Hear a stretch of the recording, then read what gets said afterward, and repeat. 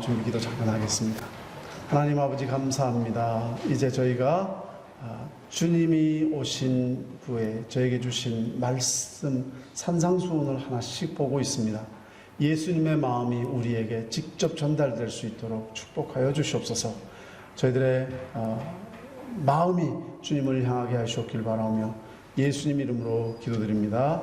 아멘. 긍휼히 여기는 자는 복이 있나니 그들이 긍휼히 여김을 받을 것이며. 팔복이니까 둘로 나누면 4 그리고 4입니다. 첫 번째 4복에 대해서는 하나님과의 관계 속에서 많이 연결된 내용들입니다. 그래서 마음이 가난한 자, 애통하는 자, 우리의 마음이 하나님과의 관계에서 그런 마음이 필요하죠. 온유한 마음, 의에 줄이고 목마른 마음, 하나님을 향한 우리의 믿음의 표현이 나타나 있습니다. 나머지 네 복에 대한 것은 또 수평적으로 긍휼히 여기는 마음, 화평케 하는 마음, 핍박을 받는 또는 청결한 마음 등등 사람을 향한 자세가 기록되고 있습니다. 십계명도 그렇게 되어 있죠. 그래서 대신복음, 대인복음 1계명부터 4계명까지 또 5계명부터 10계명까지 그런 식으로 나눠져 있는데, 아마 이런 것들은 하나님의 마음속에 우리가 먼저 하나님과의 관계가 바로 될 때에 또 수평적으로 사람과의 관계도 이루어진다, 바르게 이루어진다, 또는 하나님과의 관계도 중요하고 동시에 하나님을 믿는 자라면 대인관계도 바로 서야 된다는 하나님의 메시지라고 이렇게 생각이 됩니다. 그래서 이웃과의 관계의 첫 단추를 여실 때 긍휼히 여기는 마음이 기본이다라는 생각이 듭니다. 남을 긍휼히 여길 수 있는 사람, 불쌍히 여길 긍, 구제할 율. 잘 보십시오. 불쌍히 여길 긍이라는 것은 마음입니다. 그죠? 그리고 구제하고 베푼다는 율자는 마음과 행동이 같이 결합되어 있습니다. 우연은 아니라고 생각합니다. 그래서 사전적 의미는 불쌍히 여겨 돌보아 주는 것이죠. 그 당시에는, 이 말씀을 하실 때는 헬라 철학의 대세였던 스토아 학파들이 남을 구제하고 도와주는 것은 오히려 악이 될 수 있다라는 그런 생각을 가지고 있고, 그것이 많이 사람들에게 영향을 미쳤던 때입니다. 그래서 유대인들도 또 전혀 다른 배경이었지만 사람이 고통받는 것이 누구의 죄 때문에, 죄의 결과가 아니냐, 죄의 대가가 아니냐, 이런 생각을 많이 했던 것 같습니다. 그래서 시각장애인을 보면서 예수님, 저 사람이 시각장애인으로 난 것이 누구의 죄로 인함입니까? 이런 질문을 하죠. 누구의 죄입니까? 저 사람의 죄입니까? 아니면 부모의 죄입니까? 이런 질문입니다. 예수님은 전혀 다른 대답을 하시죠. 누구의 죄도 아니고 하나님의 영광을 위해서. 그들이 참 감히 이해할 수 없는 말을 예수님께서 그들에게 주십니다. 그런데 힌두교나 또 우리가 잘 알고 있는 불교에서도 그와 비슷한 생각을 합니다. 환생이라는 걸 믿죠, 그 사람들은. 그래서 이 사람들이 이렇게 고통받는 것, 이 사람들이 이렇게 태어난 것, 천민으로 태어난 것은 과거에 뭔가 잘못 살아서 그 업보로, 카르마 사상이라 그러죠. 업보. 그것 때문에 이렇게 고통받으니까 원천적으로 긍휼한 어떤 자선을 차단시키는 겁니다. 그래서 인도에 가보면은 막 가난한 사람이 널려 있는데도, 인도가 참 재밌는 나라인 것 같아요. 세계에서 가장 갑부도 거기에 있고 제일 가난한 사람도 거기 있는 것 같아요. 너무 차이가 많이 나는 것 같아요. 다른 세상이에요. 그런데 당연히 자기들의 잘못으로 인해서 저런 잘못을 받으니까 긍휼을 베풀었던 근거 자체가 없는 겁니다. 그냥 방치하는 거예요. 그래도 전혀 마음의 양심의 가책을 느끼지 않는, 그 당시에 힌두교가 이미 존재했죠. 조로아스트교가 이미 존재했죠. 유대교도 이미 존재했습니다. 헬라 사상도 그랬습니다. 그러니까 대세가 긍휼에 대해서 별로 그렇게 강조를 하지 않고 오히려 반대쪽으로 가는 상황 속에서 예수님께서 전혀 다른 반대의 선포를 하고 계시는 것입니다. 긍휼히 여기는 자는 복이 있나니 하나님의 긍휼하심을 입을 것이다. 우리 그리스도인들은 누구의 말을 따라야 될까요? 당연히 그리스도의 말씀을 따라야죠. 그리스도의 말씀을 따라 이 세상에 사는 동안에 그 이유가 어쨌든 간에 내 이웃에게 친절하고 자비로운 자가 되어 남을 불쌍히 여기는 자가 되어 고난을 받는 많은 사람들에게 긍한 마음을 가질 뿐만 아니라 휼로서 자비와 사랑을 베풀며 살아가야 할 것입니다. 사람들 가운데는 천성적으로 긍휼한 마음을 가진 사람들이 있습니다.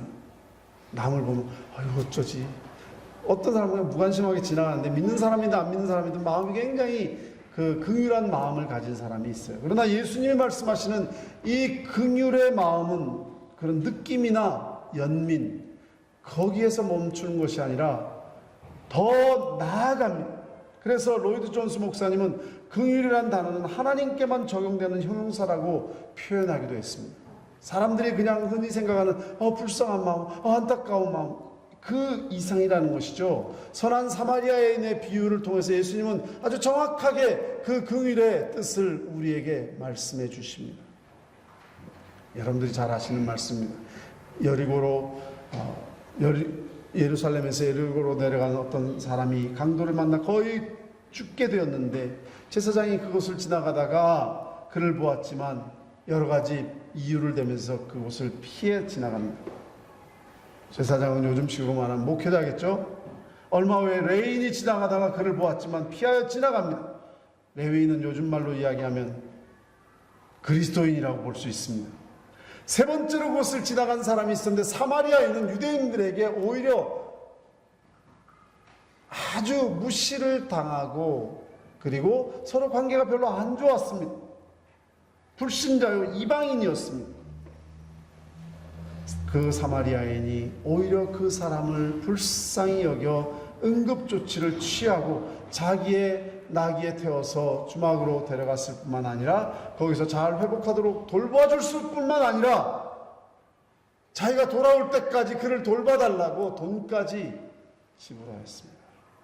그리고 예수님이 자기 의를 자랑하려고 내가 이만큼 율법을 지켰습니다, 내가 의롭지요 라고 자랑하려고 나타난 율법사에게 물으셨습니다. 네 의견에는 누가 이 세 사람 중에 강도 만난 자의 참된 이웃이겠느냐?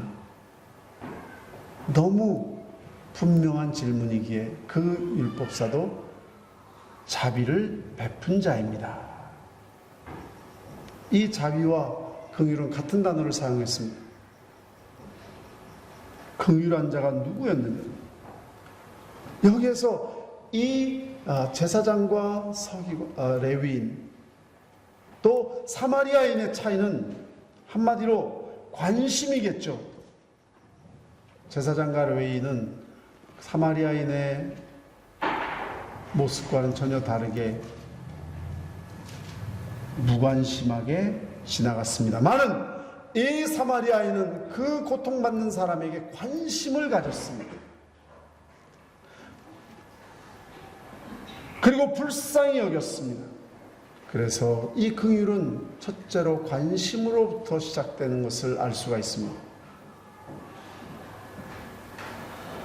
그리고 그 긍휼의 대상에 대해서 한번 생각해 보십시오. 우리는 우리에게 잘 좋은 인상을 가졌던 사람들에게 관심을 가집니다. 또는 우리에게 악을 행했던 사람에게 또는 우리와 전혀 관계없는 사람에게는 무관심합니다만은 이 사마리아 비유에서 우리의 관심의 대상은 제한이 없다는 것을 알 수 있습니다. 특별히 우선적으로 약자들에게 우리가 관심을 가지고 긍휼을 베풀어야 되는 것은 사실입니다. 만약에 약자들에게 우리가 관심을 가지지 않는다면 우리는 약육강식의 세계를 살아가는 동물과 같은 수준일 것입니다. 동물들은 약한 자에게 별로 긍휼한 마음을 가지지 않습니다. 동물들이 그랬죠. 정말 약자들에게 긍휼한 마음을 가지는 것이 강자의 미덕이요 성경의 가르치십니다. 그래서 이 세상에는 긍휼의 대상들이 참 많죠. 가난한 사람들도 참 많고 병든 사람들도 많고 고통받는 사람들이 많습니다. 여러 가지 삶의 아픔 때문에 우는 사람들이 우리 주변에 많습니다. 고난과 핍박을 받는 사람들이 많이 있습니다. 지금도 믿음 지키기 위해서 핍박받는 사람, 감옥에 있는 사람 많습니다. 우리가 관심을 가지고 있는가? 난민들도 참 많이 있습니다. 정말 우리 난민 수용소에 우리 주변에 많이 있습니다만 우리는 얼마나 관심을 가지고 있는지. 버림받은 자들도 많이 있습니다. 어느 목사님 한 분이 베이비박스라는 거 신림동에서 운영하셔가지고 많은 그 버림받은 아이들을 케어하셔서 이렇게 매스컴을 한번 타신 적이 있는데, 버림받은 아이들에 대해서 우리는 관심을 가지지 못했는데 얼마나 감사한지. 고독하고 외로운 사람들, 고아들, 또 뿐만 아니라 특별히 우리의 관심 대상이 되어야 할 사람들이 세상에 단 한 번도 복음을 들어보지 못하고 죽어가는 많은 불신의 우상숭배에 빠진 사람들이 참 많이 있습니다. 아니, 멀리 생각할 것이 아니라 바로 우리 나라 안에 포탑하고 멸망해가는 영혼들에 대해서 얼마나 우리가 불쌍히 여기고 있는 긍휼한 마음을 가지고 있는지. 그 대상이 약한 사람일 수도 있습니다. 또 나를 핍박하고 나를 박해하는 사람일 수도 있습니다. 스데반의 경우를 보십시오. 자기를 돌로 치는 자들을 위해서 기도했습니다. 그들이 스데반을 돌로 칠 때 주 예수여 내 영혼을 받으시옵소서. 무릎을 꿇고 크게 불러 이르되 주여 이 죄를 그들에게 돌리지 마옵소서. 오히려 자기에게 돌을 치는 사람들을 불쌍히 여겼다는 겁니다. 몰라서 저렇게 하는 거예요. 몰라서 저렇게 악을 행하는데 하나님 불쌍히 여겨주시옵소서. 누구한테 배운 걸까요? 예수님한테 배운 거죠. 예수님 십자가에서 창을 찌르고 못을 박는 그 악한 자들에게 저들이 하는 일을 알지 못하니 아버지여 이 죄를 저들에게 돌리지 말아 주시옵소서. 나를 박해하는 사람, 나에게 상처를 주는 사람, 나를 괴롭히는 사람, 여러분 불쌍히 여길 수 있는 마음이 있어야 됩니다. 쉽지는 않겠죠. 그러나 예수님을 닮은 사람들, 예수님 마음을 배우는 사람들, 예수님에게서 박해하는 자를, 원수를 사랑할 수 있는 마음을, 불쌍히 여길 수 있는 마음 가져야 됩니다. 이 무관심은 우리 그리스도인들에게 큰 죄가 된다는 것을 알아야 됩니다. 말세가 되면 사람들은 이기적이고 탐욕적이어서 자신만 생각하고 타인의 고난에 대해서 무관심하여 무정하고 무자비하게 될 것이라고 디모데후서 3장 1절에서 6절까지 우리에게 경고하고 있습니다. 말세가 되면 상당히 이기주의적인 사회, 자기중심적인 사회가 되기 때문에 사람들이 자기만 생각하고 결코 남에게 인정을 베풀거나 또는 남을 불쌍히 여길 마음이 전혀 없는 세상이 될 것이라고 했으니까 무관심하게 사는 것, 이게 정상이 아니고 이게 죄입니다. 그리고 긍휼히 여기는 안타까운 마음으로 끝나는 것이 아니라 정말 섬김과 희생이 우리에게 있어야 된다는 것을 이 사마리아인의 비유에서 분명히 말씀하십니다. 사마리아인 지나가면 어휴 저 사람 불쌍해서 어떡하지 하면서 그냥 가버렸다면 그거는 별로 의미가 없는 비유일 것입니다. 그러나 이 사마리아는 그를 불쌍히 여겼을 뿐만 아니라 그에게 다가갔습니다. 1단계로 응급조치를 했습니다. 기름과 포도주로 상처를 치료했습니다. 그리고 2단계로 강도받는 사람을 회복시키기 위해서 나귀에 싣고 주막으로 옮겨가서 마지막에 자기의 돈을 주면서, 이건 희생이죠. 그 사람을 돌보아 줄 것을 부탁합니다. 나중에 이 사람한테 보답을 받으려고 했을까요? 전혀 그런 것이 보이지 않습니다. 이해관계가 있었습니까? 전혀 그렇지 않습니다. 그럼에도 불구하고 그는 이 사람을 위해서 수고를 자청했습니다. 이것이 긍휼이라는 것입니다. 긍휼이란 비참한 상황에 빠져 있는 다른 사람을 불쌍히 여기고 그를 불행으로부터 건져내기 위해서 자기가 수고하고 고통받는 것이다 라는 것입니다. 과연 나는 내 삶에 있어서, 아까 대상은 이미 말씀드렸습니다, 그들의 고통을 바라보면서 그 불쌍히 여길 뿐만 아니라 안타까울 뿐만 아니라 그들을 위해서 어떤 내 삶의 섬김과 헌신을 하였는가. 이것이 예수님의 긍휼이고 이것이 예수의 정신인데, 이 정신이 그 당시에 퍼져있던, 만연했던 모든 잘못된 생각들을 다 물리치고 지금까지 그리스도인들은 이러한 정신과 마음으로 세상을 섬겨왔고 세상의 문명을 바꾸었습니다. 그것이 기독교의 역사입니다. 물론 그 반대의 역사도 참 많았죠. 오늘 우리는 우리가 선 이 자리에서 얼마나 예수의 정신을 실천하는, 예수님의 말씀을 실천하는 그러한 그리스도인인가, 우리가 스스로 우리 자신을 심판해야 될 것입니다. 많은 사람들이 자비와 긍휼에 대해서 말은 합니다. 근데 거기까지는 많이 하고 있고 그걸로 멈춰설 때가 많죠.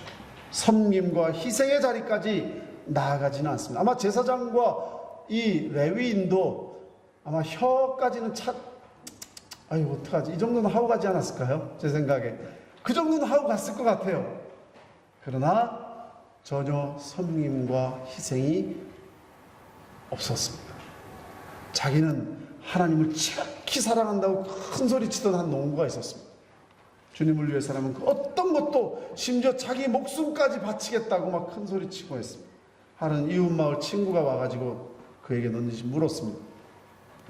만일 자네에게 소 10마리가 있다면 그 가운데 한 마리는 하나님께 바칠 수 있겠나? 물론이지. 내가 지금 소가 없어서 그렇지 있기만 하면 내가 바치지. 당연히 바치지. 친구가 또 물었습니다.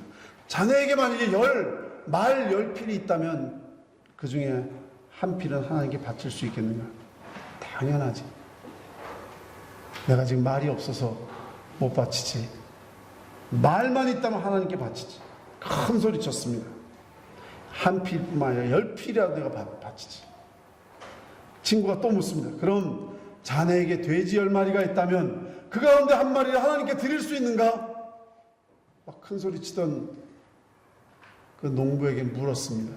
그때 그 농부가 아니 그 10마리 돼지가 있는 거 어떻게 알았어? 오히려 역정을 내더라는 겁니다. 우리가 그리스도인으로서 참 말은 많이 합니다. 그런데 과연 우리가 섬김과 희생은 얼마나 하는지, 사실 우리의 마음을 꼬집는 이야기 아닐까요? 나에게 희생이 되지 않는 한도 내에서 나는 뭘 하겠다. 그런 아주 조금 전에 말한 농부와 같은 그런 그리스도인들이 간혹 있죠. 하나님께서는 우리에게 우리를 사랑한다는 말씀을 주셨습니다. 그리고 거기에서 그치지 않으셨습니다. 그는 인간의 몸을 입고 이 땅에 오셨습니다. 하늘의 영광을 다 버리고 인간의 몸을 입고 오셨습니다. 빌립보서 2장 6절을 보니까 그는 근본 하나님의 본체시나 하나님과 동등됨을 취할 것으로 여기지 아니하시고 오히려 자기를 비워 종의 형체를 가지사 사람들과 같이 되셨고 사람의 모양으로 나타나사 자기를 낮추시고 죽기까지 복종하셨으니 곧 십자가에 죽으십니다.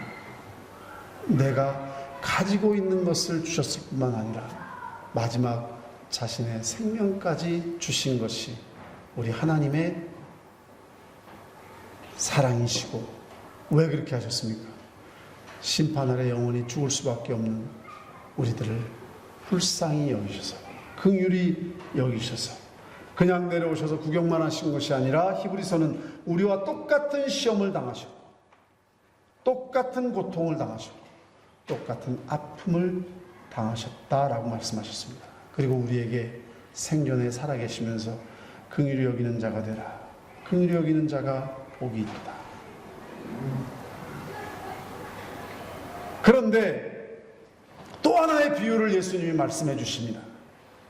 그 사마리아인의 비유와는 정반대되는 그런 비유죠. 어떤 사람이 왕에게 1만 달란트의 빚을 지고 있었는데 1만 달란트는 한 사람이 평생 모아도 정말 열심히 고액 수입을 가지고 모아도 모을까 말까한 그런 큰 금액입니다. 빚이 졌습니다. 왕이 네가 처자식을 팔아서도 갚아라. 이 사람이 왕 앞에 엎드려서 조금만 더 기다려 주십시오 간청했습니다. 그런 애처로운 모습을 보면서 왕이 그 빚을 다 탕감해 주셨습니다. 이 사람이 탕감을 받고 밖으로 나갔을 때 자기에게 100데나리온 빚진 동료를 만납니다. 일주일 주급도 될까 말까한 그런 빚이죠. 아주 작은 것이었습니다. 그런데 그 동료의 멱살을 잡고 빚을 갚으라고 막 호통을 칩니다. 그 빚진 자가 엎드려서 조금만 참아달라고 간청합니다. 그러나 그는 야멸차게도 빚진 자를 감옥에 넣어버립니다. 이 광경을 목격한 다른 동료들이 이 사실을 왕에게 고발했습니다. 진노한 왕이 1만 달란트 탕감받은 자를 불러서 호통칩니다. 마태복음 18장 32절 33절이죠. 악한 종아, 네가 빌기에 내가 네 빚을 전부 탕감하여 주었거늘 내가 너를 불쌍히 여김과 같이 너도 내 동료를 불쌍히 여김이 마땅하지 아니하냐? 그 큰 긍휼을 입은 자로서 조그만 긍휼을 베푸는 것이 당연하지 않느냐? 사랑하는 성도 여러분, 우리가 하나님께 받은 긍휼이 얼마나 큰 줄 아십니까? 다른 건 다 제외시키더라도 우리가 하나님의 은혜로 독생자를 통해서 구원을 받았다고 합니다. 영원히 하나님 나라에서 살게 되는, 지옥에 떨어지지 아니하고 영원한 하나님 나라에 들어가게 된 것은 정말 1만 달란트의 비교가 되지가 않지요. 그런데 이 땅에 살면서 잠깐 살면서 어려운 사람, 또 나에게 조금 신세진 사람, 또 나에게 마음에 상처를 준 사람, 또는 정말 관계도 없지만 정말 고통당하는 사람들에게 내가 조금 긍휼을 베푸는 것은 너무나도 당연한 것이 아니에요. 만약에 그렇지 않으면 이 사람을 우리가 볼 때 참 이렇게 사람이 야박찰 수가 있는가, 이건 말도 안 된다라고 우리가 그렇게 이야기하는 것처럼 하나님께서 우리를 보실 때에 그렇게 생각하지 않으실까라는 것이죠. 적반하장의 모습을 나타낼 때가 참 많습니다. 아무 관계도 없는 사람을 자신의 시간과 또 힘과 물질을 쓰면서 도와줬던 선한 사마리아인이 있는 반면에 갚을 수도 없는 큰 빚을 탕감받은 자가 자기 모습들, 우리 그리스도인들의 모습이 어디에 속해 있는지. 어느 여자 집사님이 한 분이 공항에 이제 비행기를 타려고 대기실에서 기다리다가 좀 궁금하고 그래서 신문 하나도 사고 과자 한 봉지도 사가지고 그걸 이제 앉아가지고 드시려고 이렇게 앉아 있는데 신문을 척 폈는데 옆에 점잖은 신사한 사람이 과자를 먹더래요. 아, 이 사람이 남의 말도 안 하고, 그렇지만 과자 하나 때문에 또 신경 내고 뭐 이렇게 좀 그렇잖아요. 그래서 가만 놔뒀는데 또 먹더라는 거예요. 말도 못하고. 그래서 이 사람 먹기 전에 얼른 내가 먹어버려야 되겠다. 하나 먹고. 그러니까 이 사람도 또 빨리 먹더래요. 계속 하나씩 먹다가 마지막에 하나 딱 남았습니다. 근데 그 사람이 탁 집었어요. 그래서 그 사람이 반을 딱 자르더니 자기에게 주더라는 거예요. 너무 화가 나더라는 거예요. 그래서 화가 나가지고 뭐 이런 사람이 있나 싶어가지고, 근데 그 사람이 환한 미소를 지으면서 그 반을 떼주고 이렇게 다른 데로 가더라는 거예요. 굉장히 화가 났습니다. 그렇지만 적어도 집사인데 생각을 하고 가서 목이 좀 마르니까 물을 사려고 가방을 이렇게 딱 열었더니 자기가 산 과자가 거기 있더래요. 실제로 자기가 그것을 먹은 겁니다. 근데 마지막에 그 신사분이 반을 쪼개서 자기한테 주면서 웃으면서 가더라는 거예요. 만약에 거기서 화를 내가지고 정말 불쌍히 여기지 않고 화를 내가지고 자기가 얼마나 창피를 당했을까라는 생각을 하면서 굉장히 부끄러웠다라는 그런 간증을 하신 적이 있습니다. 여러분, 우리가 그리스도인으로 살면서 나도 모르게 나는 정말 잘 그리스도인으로서 잘 행동하고 사는 것 같지만 어쩌면은 정말 착각 속에서 정말 이 제사장과 같이 이 레위인과 같은 그러한 삶을 살고 있으면서도 오히려 다른 사람들을 손가락질하고 정죄하고 사랑하는 것은 아닌지 주님께서 말씀하십니다. 서로 친절하게 하며 불쌍히 여기며 서로 용서하기를 하나님이 그리스도 안에서 너희를 용서하신 같이 하라. 1만 달란트를 용서받았으면, 불쌍함을 받았으면 우리도 푼돈 같은 그러한 긍휼을 이 세상에 살면서 많이 베푸시기를 주님의 이름으로 축원합니다. 그런데 하나님께서 우리가 이 땅에서 긍휼을 베풀면 하나님께서 우리를 긍휼히 여겨주시겠다, 그렇게 말씀하셨습니다. 긍휼히 베푸는 자는 하나님께서 긍휼을 베풀어 주신다. 긍휼함을 받으리라. 예수님께서 가르쳐준 기도 중에 우리가 매일 하는 것이 있죠. 우리가 우리에게 잘못한 사람을 용서해 준 것 같이 우리 죄를 용서해 주시고, 이 말씀은 다른 사람의 죄를 용서해 줄 때 나도 죄의 용서를 받을 수 있다는 조건적인 간구가 아니죠. 우리가 하나님의 긍휼하심을 입어서 용서하심을 받은 자에게 긍휼함을 받은 우리가 먼저 용서할 때 하나님 앞에 떳떳이 나와서 용서를 구할 수 있다는 그런 말씀입니다. 다시 말씀드려서 하나님께서 긍휼을 베푸는 자들에게 더 긍휼을 베풀어 주시고 다른 사람을 용서하는 사람에게 더 많은 용서를 베풀어 주시겠다는 하나님의 축복의 약속입니다. 그리고 더 중요한 것은 마지막에 우리가 하나님 앞에 심판대 앞에 설 때에 다른 사람에게 긍휼히 행한 사람들은 세상 끝날에도 하나님께서 긍휼하심을 베풀어 주시는 그 은혜를 입게 될 것이고, 긍휼이 없는 자에게는 긍휼이 없는 심판이 기다리고 있는 것을 알아야 됩니다. 야고보서 2장 13절을 보니까 긍휼을 행하지 아니하는 자에게는 긍휼 없는 심판이 있으리라. 긍휼은 심판을 이기고 자랑하느니라. 믿으시기를 주님의 이름으로 축원합니다. 하나님께 긍휼을 받기를 원하신다면 우리가 먼저 긍휼을 베풀어 줘야 됩니다. 그런데 하나님께만 긍휼을 받는 것이 아니라 긍휼함을 받은 사람들은 사람들에게도 긍휼함을 받습니다. 여러분, LA 폭동 사건 기억하십니까? 한인 상가들이 완전히 박살났습니다. 그렇죠? 흑인들이.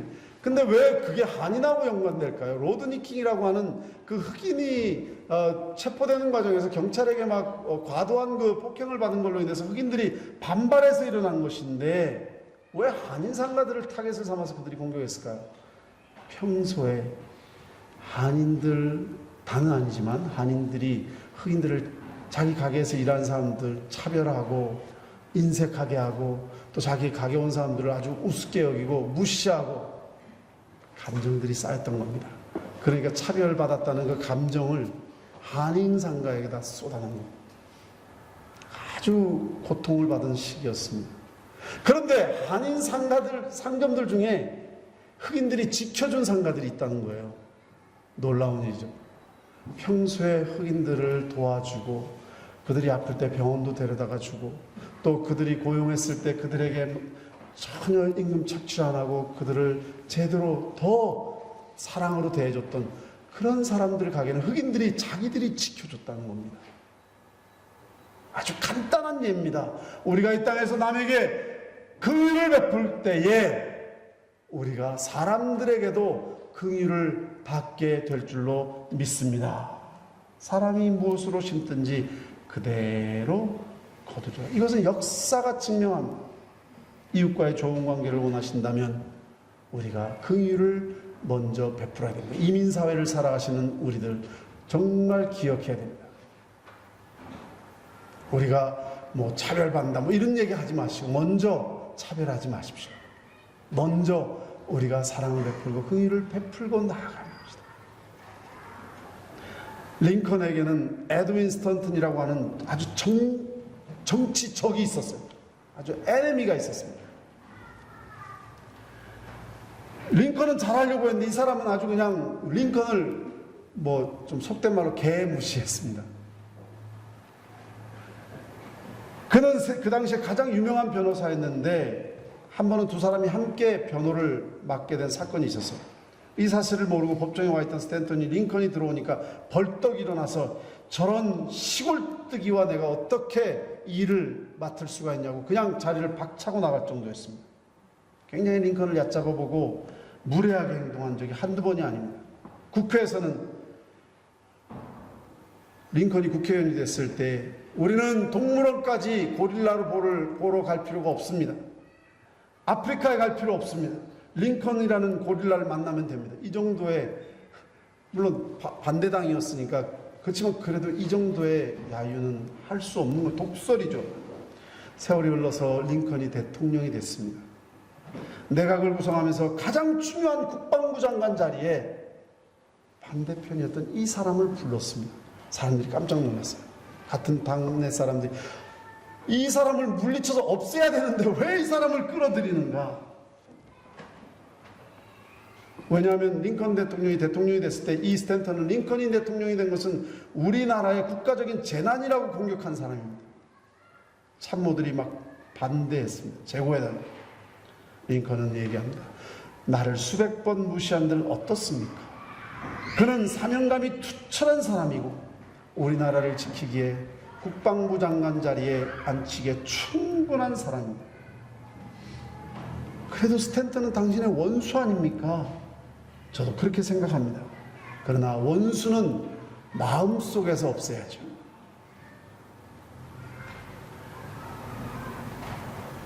참모들의 말에 링컨은 빙긋이 웃었습니다. 원수를 사랑으로 녹여서 원수를 마음속에 없애고 친구로 만들라라는 말입니다. 우리 예수님께서 원수도 사랑하라고 말하지 않았나요?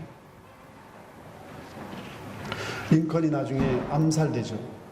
정적에서 암살될 때 이 스탠턴이 링컨을 부둥켜 안고 통곡하면서 이렇게 말했습니다. 여기 가장 위대한 사람이 누워 있습니다.